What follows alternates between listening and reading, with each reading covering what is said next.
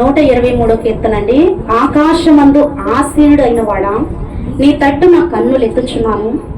దాసుల కన్నులు తమ యజమానుని చేతి తట్టును, దాసి కన్నులు తన యజమానురాలి చేతి తట్టును చూచినట్లు మన దేవుడైన యెహోవా మనలను కరుణించే వరకు మన కన్నులు ఆయన తట్టు చూచుచున్నవి.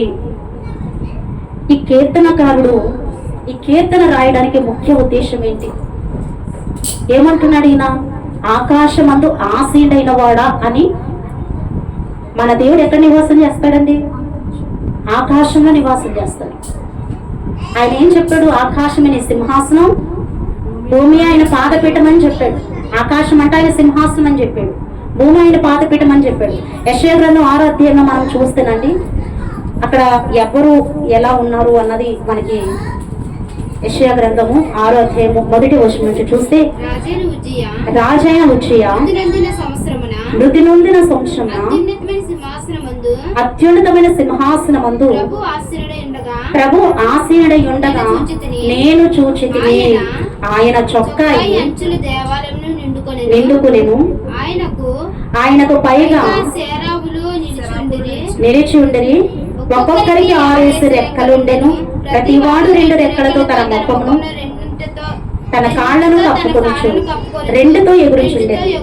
వారు సైన్యముల అధిపతియగు యెహోవా పరిశుద్ధుడు పరిశుద్ధుడు పరిశుద్ధుడు, సర్వలోకము ఆయన మహిమతో నిండి ఉన్నది అని గొప్ప స్వరముతో గాన ప్రతిగానములు చేయుచుండిరి.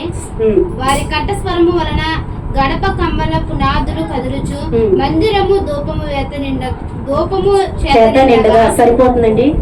ఇక్కడ మహాదూతం, సెరూపులు అంటే ఎవరంటే మహాదూతం. వాళ్ళందరూ దేవుని ఎలా స్తుతిస్తున్నారంట? సైన్యములకు అధిపతియగు యెహోవా పరిశుద్ధుడు పరిశుద్ధుడు పరిశుద్ధుడు అని ఆయన స్తుతిస్తూ ఉంటే ఏమవుతుందో తెలుసా? వారి కంఠస్వరము వలన గడప కమ్మల పునాదులు కదులుచు, మందిరము ధూమము చేత నిండగా. మనము స్తుతిస్తున్నాము, ఈ గుమ్మందటి బయటికి వెళ్తుంది. అసలు దేవుణ్ణి స్వరమెత్తి ఆరాధన చేయండి, స్వరమెత్తి దేవుణ్ణి స్తుతించండి అంటే స్వరము ఎత్తడానికి ప్రయత్నం చేసేవాడు కొద్దిమంది. ఇప్పుడు ఎలాగే చెప్తుందిలే, వీడికి ఏం తెలుసు, మేము నాడులో నుంచి దిగాలి, అసలే తెలియలేదు, నీరసం వచ్చేస్తుంది, ఈవిడేమో అరవండి అరవండి పాడండి పాడండి అని చెప్తాం.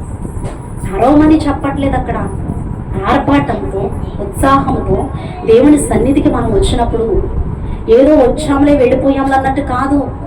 అక్కడ దూతలు దేవుణ్ణి స్తుతిస్తూ ఉంటే గడప పునాదులు ఏమవుతుంది? కదిలిపోతా ఉంది.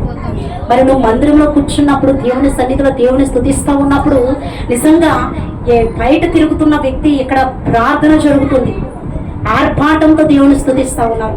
ఆ గుంపులోకి నేను కూడా వెళ్ళి దేవుని స్తుతించాలన్న ఆలోచన రావాలి. అటు ఇటు వ్యర్థంగా తిరుగుతున్న వ్యక్తి కూడా మనం దేవుని గంభీరంగా స్తుతిస్తూ ఉంటే ఆ వ్యర్థమైన పనులు విడిచిపెట్టి దేవుని పరిశుద్ధ మందిరానికి వెళ్ళి నేను కూడా దేవుణ్ణి స్తుతించాలి అన్న ఆలోచన కలగాలి.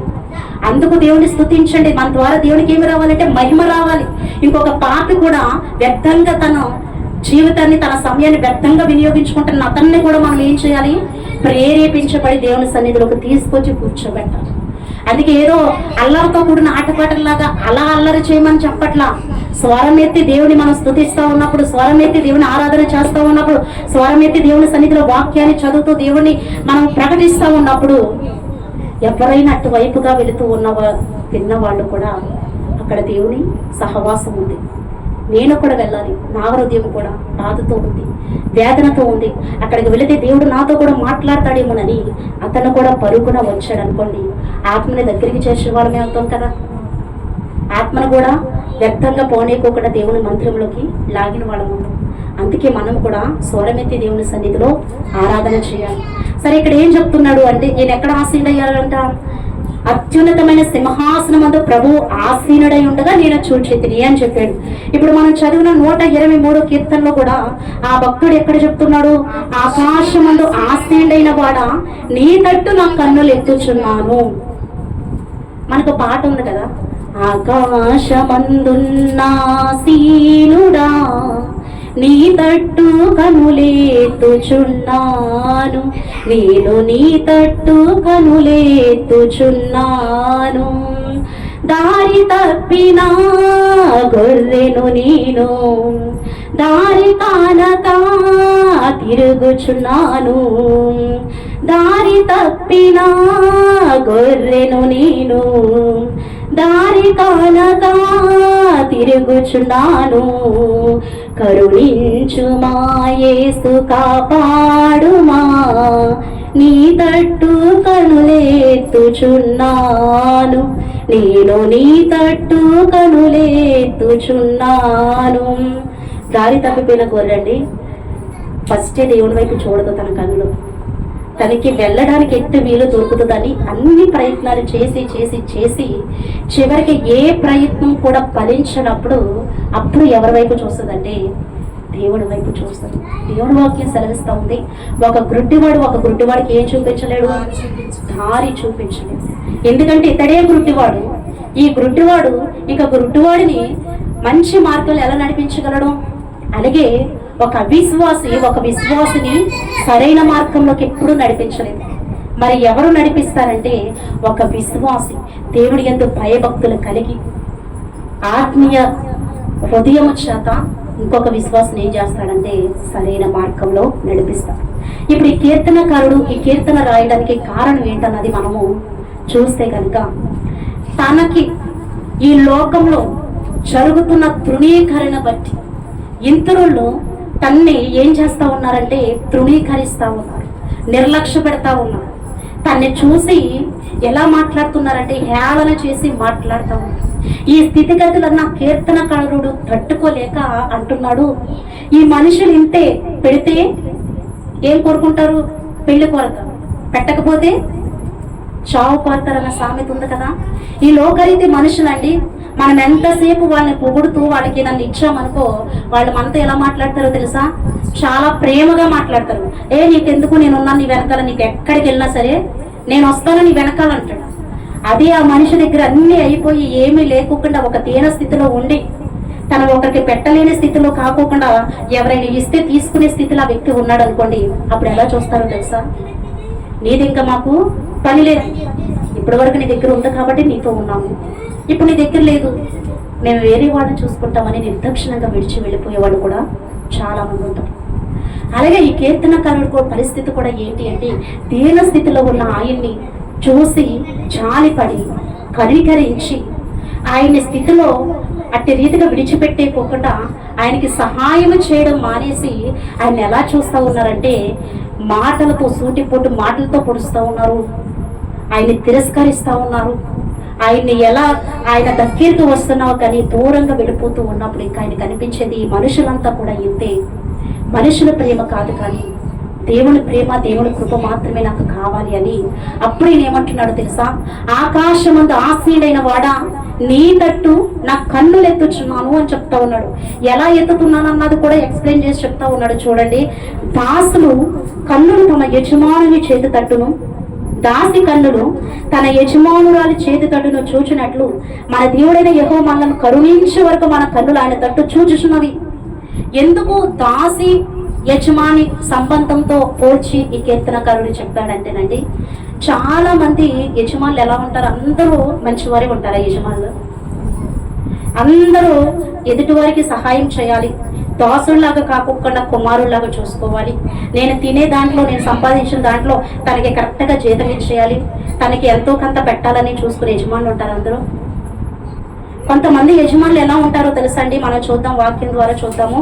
కొంతమంది యజమానులు ఎలా ఉంటారు అంటే, 1 పేతురు రాసిన పత్రిక 2వ అధ్యాయము 18వ వచనం కనుక మనం చూస్తే, 1 పేతురు రాసిన పత్రిక 2వ అధ్యాయము 18వ వచనం. కొంతమంది యజమానులు ఎలా ఉంటారో తెలుసా అండి? పనివారులారా, మంచివారును, సాత్వికులైన వారికి మాత్రము కాక ముష్కరులైన మీ యజమానులకును పూర్ణ భయముతో లోబడి ఉండుడి. సరిపోతుందండి. కొంతమంది యజమానులంట దాసుల పట్ల అంటే పనివారి పట్ల ఎలా ఉంటారంటే ముష్కరులుగా, అంటే వక్ర బుద్ధి కలిగిన వారుగా ఉంటారు. ఈ వక్ర బుద్ధి ఏం చేస్తుందో తెలుసండి? ఏదో ఒక మైనస్ చూస్తాడు. ఆ ఉద్యోగం చేస్తున్న దగ్గర, లేదంటే ఇంటికాడ పని చేస్తున్న దాసులోనో ఏం చూస్తాడో తెలుసా? తన బట్టలో కానీ, తన మనస్సు కానీ తను చేసే వర్క్ కానీ లేకుంటే ఆ మనిషే కానీ ఏదో ఒక ఫాల్ట్ చూసి ఏమంటాడో తెలుసా అండి, వక్ర బుద్ధి చేత తను ఏం చేస్తూ ఉంటాడంటే తృణీకరిస్తూ ఉంటాడు. ఇక తను ఎంత పని చేసి ఎంతలా గొడ్డులా కష్టపడుతున్నా, ఎంతలా యజమానుడు అడిగింది సమస్తం చేసి పెడతా ఉన్నా కానీ ఇతనికి ఏముండదో, తృప్తి ఉండదు. ఏదైతే అతని కన్ను దేని మీద అయితే ఉందో, ఏదైతే తనకి నచ్చలేదో దాని మీదే ఉంటది తప్ప ఇంకా అమ్మ ఎంత కష్టపడి వర్క్ చేసినా కూడా నచ్చదు. చాలా మంది చేసేది ఇదే. మన దగ్గర ఉన్న వాటితో తృప్తి చెందకోకుండా లేని దాని గురించి ఎక్కువ ఆలోచించి బాధపడతా ఉంటారు. మన యజమానులు కూడా కొంతమంది ఒక్కర బుద్ధి చేత కూడా అలాగే ఉండేవాళ్ళు చాలా మంది ఉన్నారు. కానీ ఇక్కడ దేవుడు ఏం చెప్తున్నాడంటే, పనివారులారా మంచివారును సాత్వికులైన వారికి మాత్రమే కాక ముష్కరులైన మీ యజమానులకు పూర్ణ భయముతో లోబడి ఉండి అని చెప్తా ఉన్నాడు. మీ యజమానుడు ఎలాంటి వాడంటే వక్ర బుద్ధి కలిగిన వాడు. నువ్వెంతలా కష్టపడి పని చేస్తున్నా కానీ నీ పనిని గుర్తించట్లేదు. నువ్వు ఎంతలా తగ్గించుకుని ఉంటున్నా కానీ నీ తగ్గింపుతనాన్ని గుర్తించట్లేదు. నీ పట్ల ఎలా వ్యవహరిస్తా ఉన్నాడు అంటే, నీ అంతటికి నువ్వే ఈ స్థలాన్ని విడిచిపెట్టి వెళ్ళిపోవాలి, ఇక్కడ నేను ఉండలేనన్న రీతిగా నీ పట్ల వ్యవహరిస్తూ ఉన్నప్పుడు నువ్వేం చేయాలో తెలుసా? దేవుడు చెప్తున్న మాటల జ్ఞానంతో ఆలోచన చేయాలి. దేవుడు ఏమన్నాడు? మంచివారు సాత్వికులైన వారికి లోబడి ఉన్నట్లుగానే ఈ ముష్కరులైన వంకర బుద్ధి కలిగిన వారు కూడా పూర్ణ భయంతో లోబడి ఉండండి అని దాసులకి దేవుడు సెలవిస్తా ఉన్నాడు. ఇంకా యజమానులు ఎలా ఉంటారో చూస్తేనండి, ఎఫెసీ పత్రిక 6వ అధ్యాయము 9వ వచనం కనుక మనం చూస్తే, ఎఫెసీ పత్రిక 6వ అధ్యాయము 9వ వచనం కనుక మనం చూస్తేనండి, యజమానులారా మీకును వారికిని యజమానుడైన వాడు పరలోకమందున్నాడనియు ఆయనకు పక్షపాతము లేదనియు ఎరిగిన వారిని బెదిరించుట మాని ఆ ప్రకారమే వారి ఎడల ప్రవర్తించుడి. ఫస్ట్ ఎలా ఉంటారండి? వక్ర బుద్ధి కలిగిన యజమానులు ఉంటారు. రెండోది ఎలాంటి యజమానులు ఉంటారంటే బెదిరించే వాళ్ళు ఉంటారు. వాళ్ళ గురించి ఏదైనా రహస్యం మనకి తెలిసింది అనుకోండి, ఏం చేస్తారో తెలుసా? నువ్వు ఇంకెక్కడ ఉద్యోగం చేయవు, నువ్వు ఇంకెక్కడ పని చేయవు, దాని గురించి నువ్వు బయట పెట్టావంటే నీ పరిస్థితి ఎలా ఉంటుందంటే అలా ఉంటుందని బెదిరిస్తారు. ఇప్పుడు కోల్కతాలో జరిగింది కదా, డాక్టర్ హత్య జరిగింది కదా.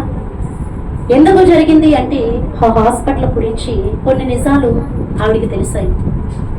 అక్కడ అవయవాలను అక్రమంగా తరలించడం, అమ్మాయిని తీసుకొచ్చి వ్యభిచారం చేయించడం, ఇలాంటి రహస్యాలన్నీ కూడా ఆ డాక్టర్కి తెలియడం వల్ల ఆ డాక్టర్ ఏమంది, నేను వీటిని బయట పెడతాను అని వాళ్ళతో డిస్కషన్ చేసినప్పుడు ధనం ఇచ్చినా ఏది ఇచ్చినా డాక్టర్ లొంగలేదు.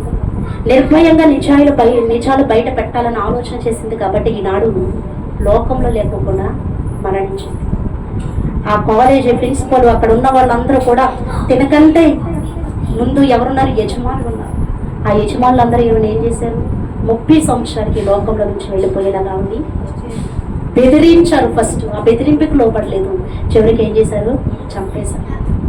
కొంతమంది యజమానులు అంటే దాసుల్ని ఎంతలా బెదిరిస్తారు అంటే, నిజంగా కోయిట వెళ్ళిన వాళ్ళ పరిస్థితి కూడా, కొంతమంది పాస్పోర్ట్లు లాగేసుకుంటారు, కొంతమందికి అక్కామ లేకపోవడం చేస్తూ ఉంటారు, కొంతమంది ఎన్నో రీతులుగా భయపెట్టి బెదిరించి వారికి కావాల్సింది ఏదో దాన్ని పొందుకునేలాగా వాళ్ళు దాసుల్ని భయపెడతా ఉంటారు. అందుకే యజమానులందరూ కూడా ఒకేలాగా ఉంటారని దేవుడు చెప్తా ఉన్నాడు. ఇంకా యజమానులు ఎలా ఉంటారో చూస్తేనండి, కొలసీ పత్రిక 4వ అధ్యాయం 1వ వచనం చూస్తే, కొలసీ పత్రిక 4వ అధ్యాయం 1వ వచనం అండి. కొలసీ పత్రిక 4వ అధ్యాయం 1వ వచనం, యజమానులారా పరలోకములోని మీకును యజమానుడు ఉన్నాడని ఎరిగి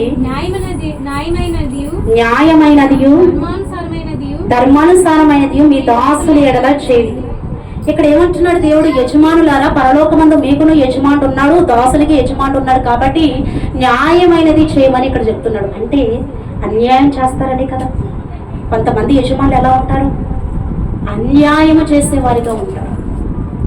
ఇప్పుడు కష్టార్జితం నెలంతా ఎందుకు పని చేస్తాం మనం? 1వ తారీఖు నుంచి 30వ తారీఖు వరకు కష్టపడి ఎందుకు పని చేస్తాం మనం? జీతం కోసం. ఆ జీతం ఎందుకు కావాలి మనకి?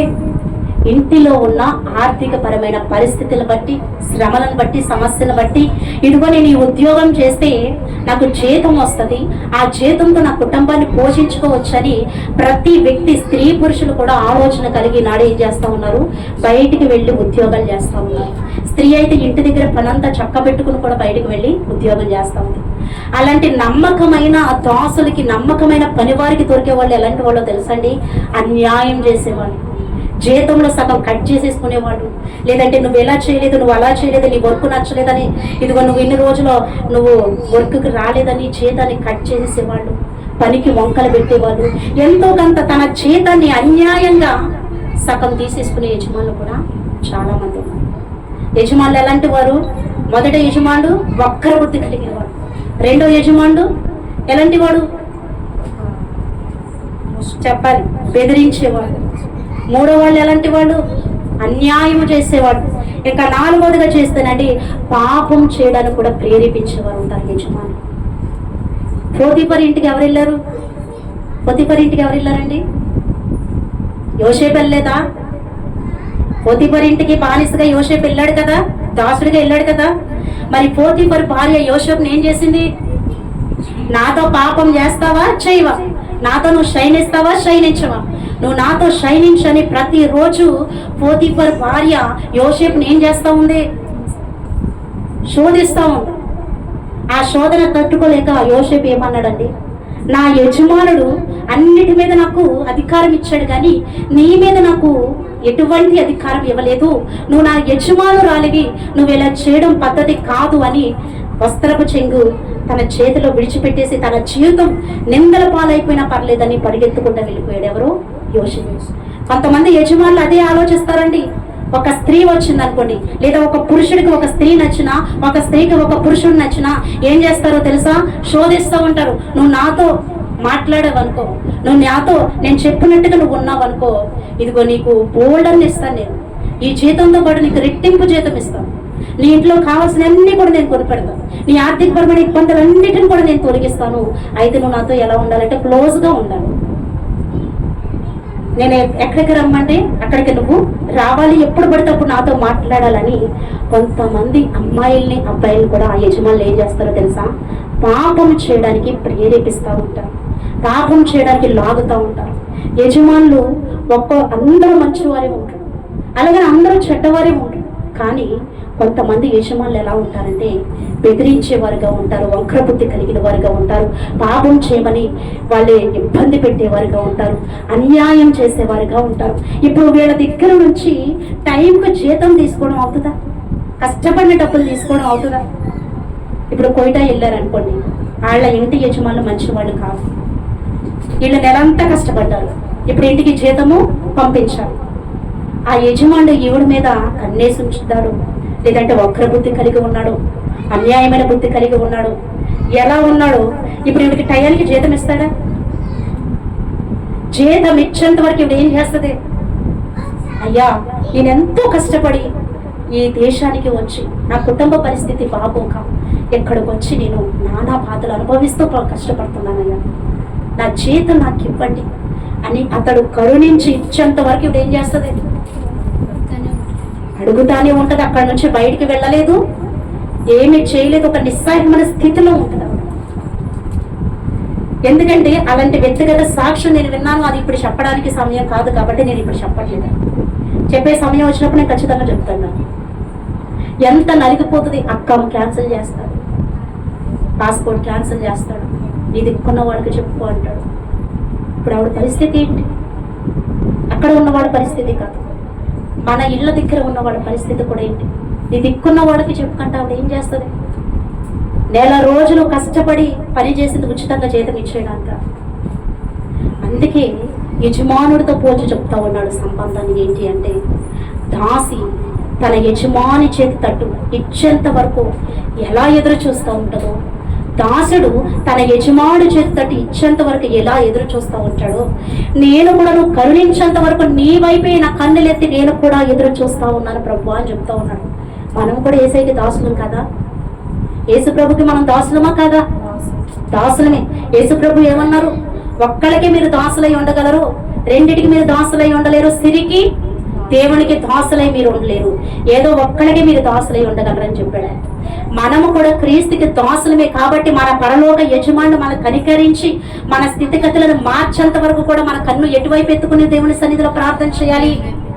ఆకాశం వైపే మన కన్నులు ఎత్తి, ఆకాశం వైపు మన చేతులు ఎత్తి, ప్రభా నా చేతులు ఏమీ లేని నిస్సహ స్థితిలో ఉన్నాయి ప్రభా, నా చేతుల్ని సమృద్ధితోనే నింపవా అని దేవుని సన్నిధిలో ప్రార్థన చేయాలి. కింద వైపు మనం చూస్తూ ఉన్నాం అనుకోండి, కింద ఎటువైపు సహాయం దొరుకుతుందా ఎటువైపు సహాయం దొరుకుతుందని చేయరాని కార్యాలు చేయడానికి కూడా వెళ్ళిపోతాం. ఎందుకంటే కింద వైపు చూస్తూ ఉంటే సమస్యలు ఏం చేస్తూ ఉంటాయి అంటే డిమాండ్ చేస్తూ ఉంటాయి, మన కళ్ళ ముందు కనిపిస్తూ ఉంటాయి. అప్పుడు చేయరాని తప్పులు చేసే అవకాశాలు కూడా ఉంటాయి.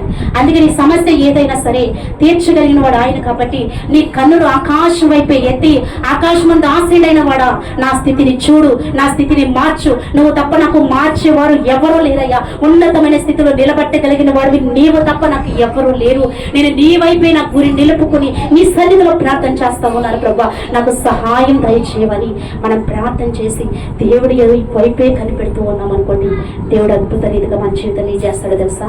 కార్యం చేస్తాడు. ఎందుకంటే 123 కీర్తనలోనే కింద చూడండి ఏం చెప్తా ఉన్నాడంటే అక్కడ 123 కీర్తన యెహోవా మేము అధిక తిరస్కారం పాలైతిమి, అహంకారుల నిందయు గర్విష్ఠుల తిరస్కారములు మా మీదికి అధికముగా వచ్చినవి, మమ్మను కరుణింపుము మమ్మని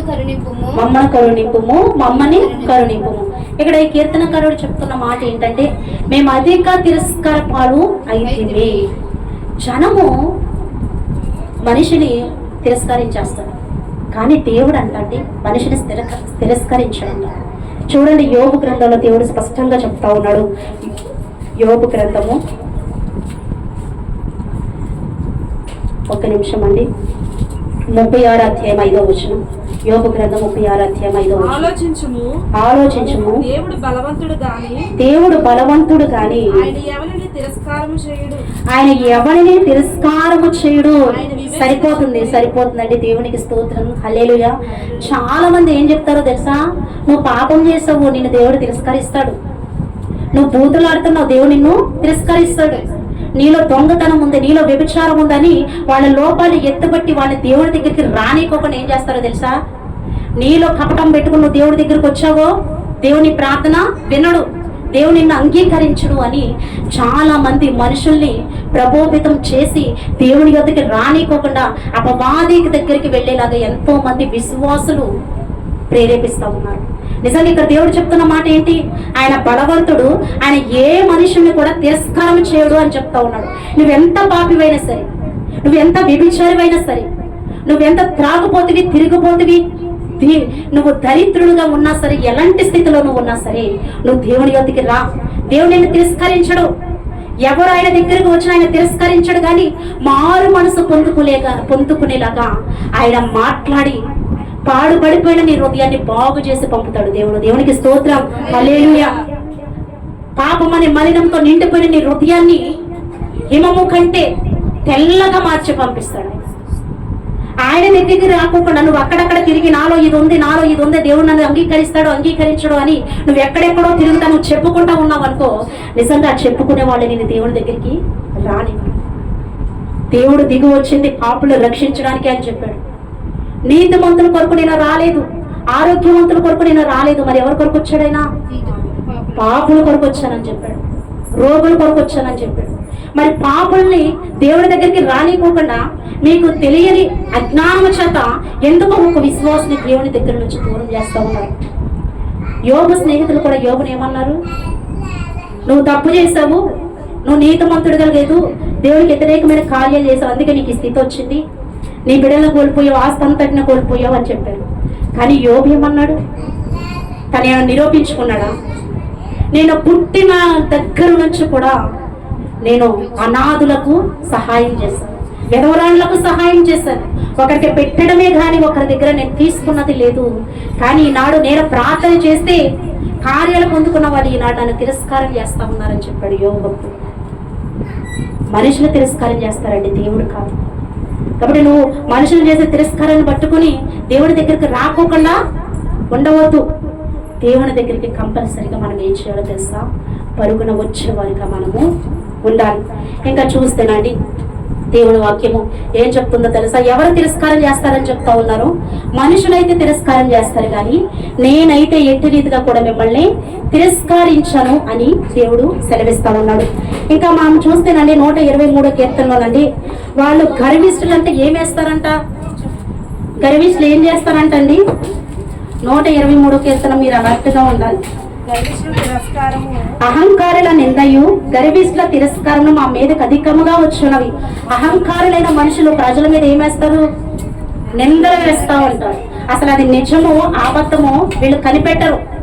అది అసలు నిజంగా అక్కడ జరిగిందో లేదో అని చెప్పుకోకుండా వాళ్ళు ఏం చేస్తారో తెలుసండి? కొండెములు చెబుతూ ఉంటారని కూడా దేవుని వాక్యం సెలవిస్తూ ఉంది. 50వ కీర్తన 20వ వచనం అండి.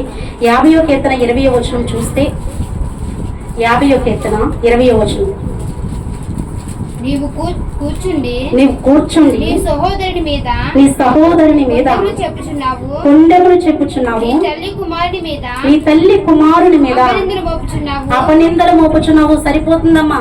ఇక్కడ ఏం చెప్తా ఉన్నాడు? కొండెములు చెప్తున్నామాట. ఎలాగా? ఒక చోట కూర్చుని చక్కగా శుభ్రంగా భోజనం చేసి ఒక చోట కూర్చుని ఏం చెప్పుకుంటామంట? ఒకరి మీద ఒకరు కొండెములు చెప్పుకుంటున్నారు. ఈ కొండెములు చెప్పుకున్న వారే ఎదుటి వారి మీద ఏం వేస్తారో తెలుసండి?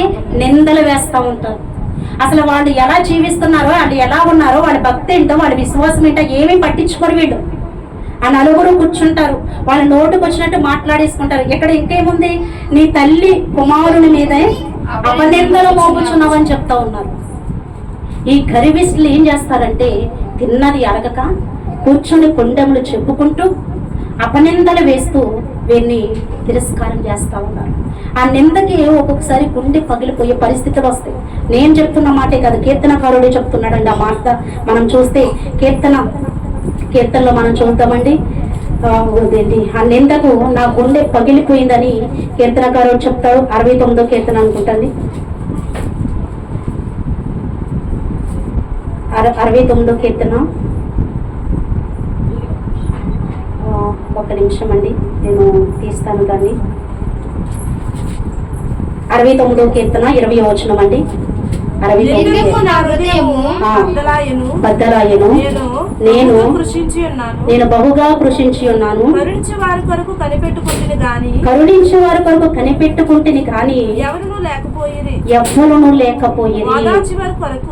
ఓదార్చి వారి కొరకు కనిపెట్టుకుంటేని కానీ ఎవ్వరూ కానరయ్యిరి.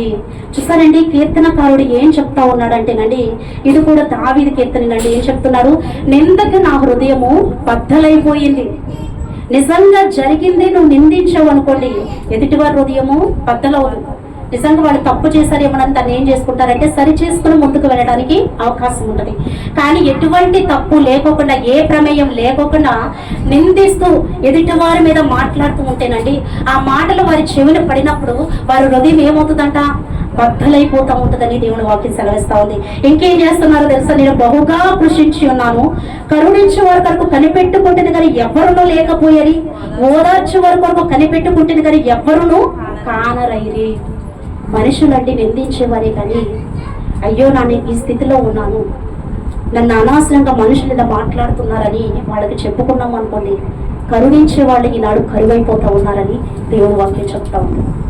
నీ స్థితిని తెలుసుకొని ఇంకా నలుగురికి చెప్తారే తప్ప, నీ స్థితిని తెలుసుకొని హృదయంలో పెట్టుకొని దాన్ని దేవుని సన్నిధిలో మొర్రపెట్టి తనకి నెమ్మది సమాధానం దయచే ప్రభు అని అడిగేవాడి నాడు చాలా తక్కువైపోతా ఉన్నారు. ఇక్కడ కీర్తనకారుడు చెప్తున్నాడు, ఈ లోకంలో ఎవ్వరూ కూడా కరుణించేవాళ్ళు లేరు ప్రభు, నిందించేవారే, తిరస్కరించేవారే, నా మీద అపవిత్రమైన మాటలు మాట్లాడేవాళ్ళే, నాకు విరోధంగా మడమెత్తేవాళ్ళే, నన్ను చూసి నవ్వేవాళ్ళు, హేళన చేసేవాళ్ళే, కానీ నాకు ఎవ్వరూ సహాయం చేసేవాళ్ళు లేరు, నన్ను కరుణించే వాళ్ళు ఎవ్వరూ లేరు ప్రభు. అందుకే ఆకాశమ దాసులైన వాడా, నీ తట్టు నా కన్నులు ఎత్తుచున్నాను. దాసులు తమ యజమానురాలి చేతి తట్టును, దాసుడు తన యజమాని చేతి తట్టును కన్నులు ఎత్తునట్టుగా నువ్వు కరుణించేంత వరకు నా కన్నులు నీ మీదే ఉండే ప్రభు అని చెప్తా ఉన్నాడు. ఎందుకంటే ఆయన కరుణిస్తేనే మనం ఏదైనా పొందుకోగలము. రోమాపత్రిక 9:15 చెప్తా ఉంది, నేను ఎవరిని కరుణిస్తానో వాడిని కరుణిస్తాను, ఎవరిని ఎలా జాలి చూపుదునో వాడిని ఎలా జాలి చూపుదును, కాగా పొందుకోరు వాళ్ళని ప్రయాసపడుకోవడం కాదు, కరుణించు నా వల్లనే సమస్తము జరుగుతుంది అని అక్కడ క్లియర్గా రాస్తుంది దేవుని మాట. నువ్వెంత ప్రయాసపడినా, నువ్వెంత పరిగెత్తినావు, దేవుని చిత్తము లేకపోతే నువ్వు ఏది సాధించవు. నిన్ను కరుణించాల్సింది ఆయన, నీ పట్ల ఆశ్చర్య కార్యం చేయాల్సింది ఆయన. అందుకే నువ్వు కదిలించాల్సింది ఎవరో తెలుసా? ఆకాశమందున్న దేవుని నువ్వు కదిలించాలి. నా సొంత జ్ఞానం సరిపోతుంది, నా బలము సరిపోతుంది, నేను ఏదైనా సాధించగలని ముందుకు వెళితే చతికిలు పడిపోయి లేపేవాళ్ళు కూడా ఎవరు ఉండరు. అందుకే సామెతల 3 కూడా ఏమంది? నీ స్వబుద్ధిని ఆధారము చేసుకునక. మరి ఎవరిని ఆధారం చేసుకోమన్నారు? నీ పూర్ణ హృదయంతో యెహోవా యందు నమ్మిక ఉంచమని చెప్తావు. చాలా మంది, నేను బాగా చదువుకున్నాను, నేను చాలా జ్ఞానవంతుని, నేను చాలా అందగత్తిని, నేను కాలేజీలో ఫస్ట్, స్కూల్లో ఫస్ట్, నేను ఉద్యోగం చేసే కాడ మంచి రిజల్ట్ నాకు ఉంది, మంచి పేరు ప్రఖ్యాతలు నాకు ఉన్నాయి, ఇక నేను ఎవరి యొక్క విచారించాల్సిన అవసరం నాకు లేదు అని గర్వంతో ముందుకు వెళ్ళి చతికిలు పడిపోయినవారు ఈనాడు లోకంలో చాలా మంది ఉన్నారు. నువ్వు అజ్ఞానమైనా సరే, నీకు జ్ఞానం లేకపోయినా సరే, నువ్వు దేవుని పాదాలు పట్టుకుని నన్ను కరుణించు ప్రభువా, నీవు తప్ప నాకు ఎవరూ లేరని ఆయన పాదాలు పట్టుకుని ఆయన్ని కోచాడుకుంటూ ఆయన దగ్గరే నువ్వు నిలిచి ఉండు. దేవుడు నీ స్థితి ఇప్పుడు కొంచెమే ఉన్నా తుదకు నిన్ను మహాభివృద్ధి చేస్తాడు దేవుడు. కాబట్టి ఎంతమంది మనల్ని తిరస్కారం ఇస్తున్నా, ఎంతమంది మన మీద నింద వేస్తా ఉన్నా, ఎంతమంది మనం చూసి నవ్వుతా ఉన్నా, మన కన్నులు ఎటువైపు ఉండాలి? దేవుని వైపు మాత్రమే చూడాలి. అక్కడ 3 సార్లు అంటున్నాడండి కీర్తనకారుడు. ఏమన్నా తెలుసా? మమ్మల్ని కరుణించుము కరుణించుము కరుణించుము అని అంటున్నాడు. రోజుకి మనం ఎన్నిసార్లు అంటున్నాం కరుణించమని? అసలు అడుగుతున్నామా మనం? దేవా నన్ను కరుణించవా, ఈ దినం ఇచ్చావు నాకు, ఈ దినం నీ సన్నిధిని ఎట్టి రీతిగా జీవించాలి, ఎట్టి రీతిగా నీ సన్నిధిలో బ్రతకాలి, ఇదిగో నా కుటుంబాన్ని ఎలా నడిపించుకోవాలో, నా చేతుల కష్టాచేత నిశ్చయంగా నువ్వు ఆశీర్వదించు ప్రభా, నన్ను కరుణించవా. నీ దిక్కు నాకు నా ఆత్మనెత్తుకుని నీ సన్నిధిలోనే ప్రార్థన చేస్తావు. నీవు దిక్కై ఉన్నావు, నాకు ఎవరు లేరు ప్రభా, నువ్వు నన్ను కరుణించవని అడిగేవారికి మనము ప్రతి దినము కూడా ఉండాలి. సొంకరి అయిన పాపి ప్రార్థన చేస్తూ ఉన్నాడు. ఏమని? దేవా నేను పాపిని, నన్ను కరుణించని ప్రార్థన చేస్తూ ఉన్నాడు సొంకరి. సమరీడైతే ఎలా ప్రార్థన చేస్తూ ఉన్నాడు? నేను దినానికి లేదా వారానికి 2 సార్లు ఉపవాసం ఉంటా ఉన్నాను, నేను 10వ వంతు ఇస్తా ఉన్నాను. ఈ సొంకరి వల్ల నేను పాపిని కాదని తను అతిశయించుకుంటా ప్రార్థన చేస్తూ ఉన్నాడు. కానీ ఈ సొంకరి ఏం చేశాడు? గుండెలు బాదుకుంటూ ఆకాశం వైపు ఎత్తడానికి కూడా నేను అర్హుడను కాను ప్రభువా, నేను పాపిని, నన్ను కరుణించని ప్రార్థన చేశాడు. కరుణించమని వేడుకున్న ప్రార్థన అంగీకరించాడా? అతిశయంతో చేసిన ప్రార్థన అంగీకరించాడా? కరుణించమని ప్రార్థన చేసిన ప్రార్థన దేవుడు అంగీకరించాడు. ఒక గుడ్డివాడు బర్తలోమి అడిగాడు, దావీదు కుమారుడా నన్ను దాటిపోకు, నన్ను కరుణించు, నా కన్నులు తెరువు అని ప్రార్థన చేశాడు. ఎవరో గుడ్డివాడైనా బర్తలోమి. కేకలు వేసినప్పుడు ఆ కేకలు దాటి వెళ్ళిపోయాడు దేవుడు. నువ్వు నన్ను కరుణించు, నువ్వు కరుణించు అని కేకలు వేస్తావు. ఆ కేకలు అక్కడ జన సమూహం ఎందుకు నువ్వు వరుస్తున్నావని అతన్ని నెమ్మదిపరచాలని చూసినా కానీ ఈయన ఏం చేశాడో తెలుసా? దేవుని చెవులోకి ఆయన స్వరము వెళ్ళి ఆయన ఆగేంత వరకు కూడా ఈయన ఏం చేశాడు? కేకలు వేస్తూనే ఉన్నాడు. దేని బట్టి? కరుణించు, నీవు తప్ప చేసేవారు ఎవ్వరూ లేరు కాబట్టి ఆశ్చర్యకార్యం చేయట నీ వశము, నన్ను కరుణించని కేకలు వేశాడు. కుష్ఠరోగులు కేకలు వేశారు. మరి ఈనాడు నువ్వు నేను కేక వేయకోకుండా ఉండడానికి కారణం ఏంటి? సొంకరి అయిన పాపి కేక వేశాడు, గుడ్డివాడైన బర్తలోమై కేక వేశాడు, 10 మంది కుష్ఠరోగులు కేకలు వేశారు. ఈనాడు నువ్వు కేక వేయకోకుండా మౌనంగా ఉండడానికి కారణం ఏంటి? నీ స్వబుద్ధిని ఆధారం చేసుకున్నా, నీ జ్ఞానాన్ని ఆధారం చేసుకున్నా? లేదు. నీ స్థితి మార్చబడాలంటే నువ్వు కూడా కేక వేయాలి. ఏ కేక వేయాలో తెలుసా? దావీదు కుమారుడా నన్ను కరుణించు, నీ మీదే నా కన్నులు ఎత్తుకున్నాను, ఆకాశమందు నా ఆశీనైన వాడా నీ వైపే నా కన్నులెత్తుతూ నా చేతులెత్తుతూ ప్రార్థన చేస్తూ ఉన్నానయ్యా. నా స్థితిని కటాక్షించి ఈ దీన స్థితిలో నుంచి ఉన్నతమైన స్థితిలోకి నన్ను తీసుకునే నా ప్రభుత్వం మనము దేవుని సన్నిధిలో ప్రార్థన చేసినప్పుడు అండి ఖచ్చితంగా దేవుడు మనల్ని కూడా కరుణించి, దేవుడు తోకగా ఉంచుతాడా తలగా ఉంచుతాడా? తలగానే ఉంచుతాడు కానీ తోకగా చేయడు. నువ్వు అడుగు వాటికంటే, నువ్వు ఊహించే వాటికంటే అత్యధికమైన కార్యాలు దేవుడు చేస్తాడు కానీ నేను సిగ్గుపరిచే కార్యాలన్నిటికీ దేవుడు చేయడు. యజమానులు కూడా దేవుడు మాట అంటే దోసలకే చెప్పాడా తగ్గించుకుని ఉండమని, యజమానులకి చెప్పలేదా అని చాలా మంది అనుకోవచ్చు. ఎఫెసీ పత్రిక 6వ అధ్యాయం 9వ వచనంలోనే కూడా యజమానులకి చెప్పిన మాటను మనం ఒకసారి చూద్దాము. ఎఫెసీ పత్రిక 6వ అధ్యాయం 9వ వచనము, 6వ అధ్యాయం 9వ వచనం అండి. యజమానులారా మీకును వారికిని యజమానుడైన వాడు పరలోకమందున్నాడనియు ఆయనకు పక్షపాతం లేదనియు ఎరిగిన వారై వారిని బెదిరించుట మాని ఆ ప్రకారమే వారి ఎలా ప్రవర్తించుడి. ఇక్కడ ఏం చెప్తున్నాడు? నువ్వు ఉన్నతమైన అధికారం కలిగిన స్థితిలో నీవు ఉన్నావేమో, నీ కింద ఒక 10 మంది పనిచేసే స్థితిలో నీవు ఉన్నావేమో. అయితే నేను యజమానుడిని, ఇదిగో నా యందు నా కింద ఇంతమంది వర్కర్స్ పనిచేస్తూ ఉన్నారు, ఇంతమందిని లీడింగ్ చేసి మంచి పొజిషన్లో దేవుడు నన్ను ఉంచాడని చాలా మంది అతిశయపడుతూ ఏం చేస్తారు? దాసుల్ని ఇబ్బంది పెడతా ఉంటారు. అయితే దేవుడు చెప్తున్నాడు, యజమానులారా ఆ దాసులకి మీకు కూడా పరలోకమందు యజమానుడు ఉన్నాడు, ఆయన తీర్పు తీర్చేవాడు, ఆయనకి పక్షపాతం లేదు. కాబట్టి బెదిరించి పని చేయించుకుంటా మాని ఎలా ఉండమంటున్నాడు? ఎలా ఉండమని చెప్తున్నాడు? బెదిరించిన పని మాని ఆ పక్కనమే ఎలా ఇష్టపూర్వకంగా. పైనుంచి చూస్తే 6వ వచనంలో, మనుషులను సంతోష పెట్టుబడి చేయనట్లు కంటికి కనబడుటకే కాక క్రీస్తు దాసులమని ఎరిగి దేవుని చిత్తము మనపూర్వకంగా జరిగించు మనుషులకు చేసినట్టు కాక ప్రభువునకు చేసినట్టు ఇష్టపూర్వకంగా సేవ చేయడి అని చెప్తా ఉన్నారు. చాలా మంది దేవుణ్ణి సంతోష పెట్టడానికి దేవుని కోసమే చేస్తారు, కానీ మనుషులు చేసినప్పుడు కూడా దేవుడు సంతోషిస్తాడు. అలాగే దాసులకు కూడా మీరు చేయండి. నేను పక్షపాతం లేని వాడిని, మీరు దాసులకు చేసినా అది నాకు చేసినట్లే నేను దాన్ని బట్టి సంతోషించి మీకు ఫలం ఇస్తానని దేవుడు చెప్తా ఉన్నాడు. ఇంకా కొలసీ 4:1 కూడా చూస్తే అక్కడ యజమానులు ఎలా ఉండొద్దని చెప్తా ఉన్నాడు అంటే, యజమానులారా పరలోకములో మీకును యజమానుడున్నాడని ఎరిగి న్యాయమైనదియు ధర్మానుసారమైనదియు మీ దాసుల ఎడల చేయడి. అంటే యజమానులకి ఏం చెప్తున్నాడు? అన్యాయం చేయొద్దు. మీకు పరలోకమందు యజమానుడు ఉన్నాడు, దాసులు తిరిగి మాట్లాడలేరని, వాళ్ళు మీకంటే కింద ఉన్నారు అని మీ ఇష్టం వచ్చినట్లు ప్రవర్తిద్దామని మీరు అనుకుంటున్నారేమో. మీకు ఈ స్థితిని కల్పించుకోవాలని నేను పరలోకంలో ఉండి సమస్తాన్ని చూస్తూ ఉన్నాను.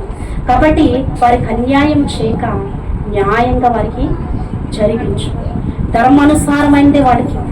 అన్యాయం చేసావంటే నేను నీకు యజమానుని, నీ స్థితి నా చేతిలో ఉన్నది, ఎప్పుడైనా కూడా నేను నిన్ను దించగలను. కాబట్టి యజమానులైనా దాసులైనా ఎవరికి భయపడి, దాసులు యజమానికి లోబడి ఉండాలి. ఎవరికి భయపడి ఉండాలి? దేవునికి భయపడి. ముష్కర్లైన యజమానులైనా సరే, బెదిరించే యజమానులైనా సరే, ఇంకా పాపానికి ప్రేరేపించే యజమానులైనా సరే, ఇంకా ఏమని చెప్పాను, అన్యాయం చేసే యజమానులైనా సరే దేవునికి లోబడి వారికి కూడా లోబడి ఉండమన్నాడు. అలాగే యజమానులకి ఏం చెప్తున్నాడు? వారు నాకును ప్రేమించి నాకు లోబడి మీకును గౌరవించి లోబడుతూ ఉన్నారని వారిని చులకనగా చూడవద్దు, వారిని తక్కువ చేసి చూడవద్దు. వారు నా మనసు కలిగి వారు తగ్గించుకుంటూ మీరు ఎన్ని శ్రమలు పెడుతూ ఉన్నా అక్కడ ఉంటా ఉన్నారు. మీరు ఇంకా దాన్ని కొనసాగిస్తే కనుక మీకును నేను యజమానుడిని, ఎక్కడ మిమ్మల్ని దించాలో అక్కడ నేను పట్టుకుని దించేస్తానని చెప్తా ఉన్నాను. మరి దేవునికి పక్షపాతం ఉందా? దాసుల ఏళ్ళ ఒకటే చూపించాడు, యజమానుల ఏళ్ళ కూడా ఒకటే చూపించాడు. నిందలు వేసేవారైనా సరే, తిరస్కారం చేసేవారైనా సరే, ఎవరికైనా సరే దేవుడు తీర్పు బయలు వెళ్ళబోతా ఉంది. ఆయన వాకిట మనం నిలబడవలసి ఉన్నాం. అప్పుడు ఆ తీర్పు నుంచి తప్పించుకోవడానికి మనకి అవకాశమే ఉండదు. కాబట్టి మనము దేవుడు ఎదుట నిలబడినప్పుడు భయంతోనూ వణుకుతోనూ కాకోకుండా పరిశుద్ధంగానూ నిర్దోషులుగా నిలబడి, బలా నమ్మకమైన మంచి దాసురాలా, నా వాక్యాన్ని నెరవేర్చి నువ్వు బ్రతికావు కాబట్టి ఇదిగో నా తండ్రి చేత ఆశీర్వదించబడిన ఈ కుడి పక్కకి నువ్వు రా. ఈ కుడి పక్కన ఏముంది? పరలోక రాజ్యం ఉంది. దానిలో ప్రవేశించని దేవుడు మనతో చెప్పాలి. అట్టి రీతికి ఈ లోకంలో మనము జీవించాలి. ఇంతకీ 123వ కీర్తన, ఆకాశమందు ఆసీనుడైన వాడు ఆ కీర్తనకారుడు పడుతున్న తిరస్కారాన్ని బట్టి ఎలా వేడుకున్నాడో మనము కూడా ఈ లోకంలో జరుగుతున్న పరిస్థితులను బట్టి, ఈ లోకంలో పొందుకుంటున్న తిరస్కారాలను బట్టి, ఈ లోకంలో పొందుకుంటున్న అవమానాలను బట్టి, ఈ లోకంలో పొందుకుంటున్న నిట్టూర్పులను బట్టి మనం కూడా దేవుని విడిచిపెట్టుకోకుండా ఆయన వైపే మన చేతులెత్తి దేవుడి సన్నిధిలో ప్రార్థన చేయాలి. అప్పుడు ఆ కీర్తనకాన్ని కరుణించే దేవుడు సహాయం చేసిన రీతిగా మనం కూడా కరుణించే దేవుడు మనకి సహాయం చేస్తాడు. అయితే మన గురి, మన చూపు, మన చేతులు ఎవరి వైపు ఉండాలి? ఆకాశమంత ఆశీనుడైన దేవుడి వైపు మాత్రమే ఉండాలి. అప్పుడే మన స్థితిగతులు దేవుడు మార్చి ఉన్నతమైన స్థితిలో దేవుడు మనల్ని నిలబెడతాడు. అటు రీతిగా జీవించే కృప, పరిశుద్ధాత్మ దేవుడు మనకు అనుగ్రహించును గాక. ఆమేన్.